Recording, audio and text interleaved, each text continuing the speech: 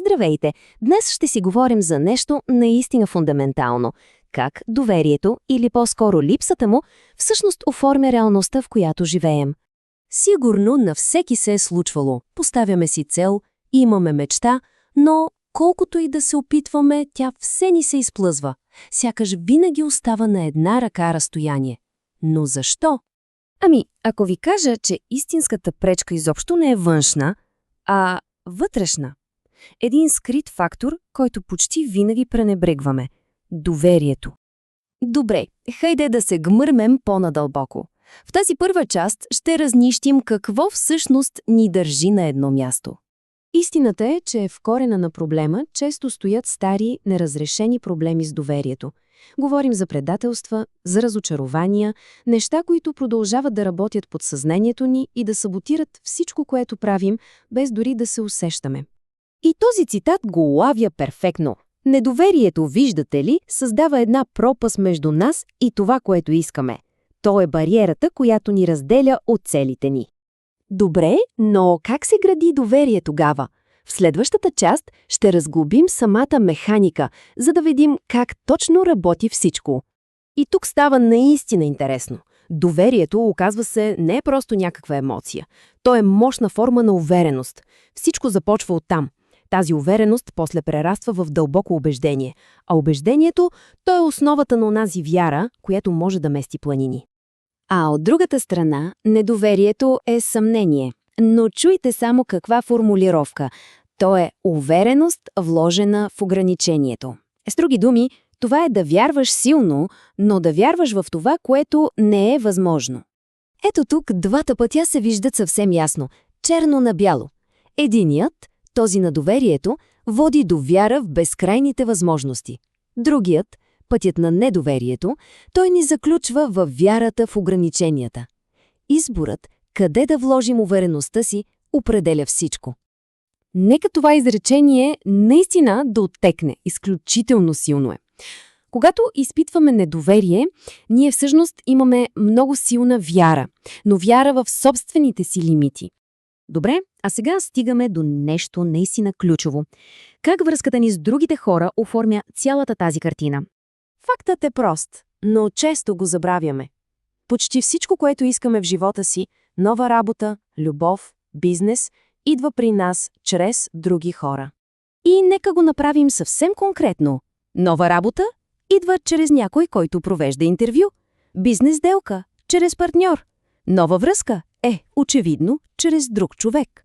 Хората са тези канали, през които желанията ни стават реалност. И тук е логичният, но често шокиращ извод. Щом хората са каналите, по които животът ни дава възможности, тогава да нямаш доверие на хората означава да нямаш доверие на самия живот. Този цитат го казва идеално. Начинът, по който гледаме на хората около нас, е огледало на начинът, по който гледаме на живота като цяло. Вселената просто отразява вътрешната ни нагласа. Добре, дотук говорихме за външния свят, за другите. Но сега е време да обърнем поглед навътре, към, може би, най-важният елемент от всички – доверието в самите нас. И тук има един въпрос, на който всеки трябва да си отговори честно. Ако утре се събудим и имаме всичко, за което сме мечтали, перфектната работа, връзка, парите, имаме ли пълното доверие в себе си, че ще се справим, че ще можем да го управляваме и задържим? Твърде често, ако сме честни, отговорът е не. И точно за това, без да го осъзнаваме, ние отблъскваме успеха. Това е един вид защитен механизъм. Предпазваме се от разочарованието, най-вече от самите себе си. И как се стига до там, че да нямаме доверие в себе си? Не става с едно голямо събитие. Става бавно, с това, което можем да наречем смърт от хиляди порязвания. Всички тези малки, нарушени обещания, които си даваме. Всяко от утре започвам, всяко отлагане. Капка по капка, те подкопават вътрешната ни увереност. И този цитат е брутално директен, нали? Как можем да очакваме реалността да отговори на желанията ни, ако ние самите не държим на думата, която сме си дали? Това е фундаментално противоречие. Добре, стига сме говорили за проблема. Какво е решението? В тази последна част ще разгледаме един много конкретен метод. Ключът тук е да разберем, че тези стари рани не са просто спомени. Те са като активни компютърни програми, които работят в фонов режим в подсъзнанието ни и влияят на всичко, което правим днес. Ето ги и стъпките съвсем практично. Първо, идентифицираме конкретен момент от миналото, когато доверието е било нарушено. Второ, преиграваме тази ситуация, но само в ума си. Трето, и това е най-важното, променяме изхода.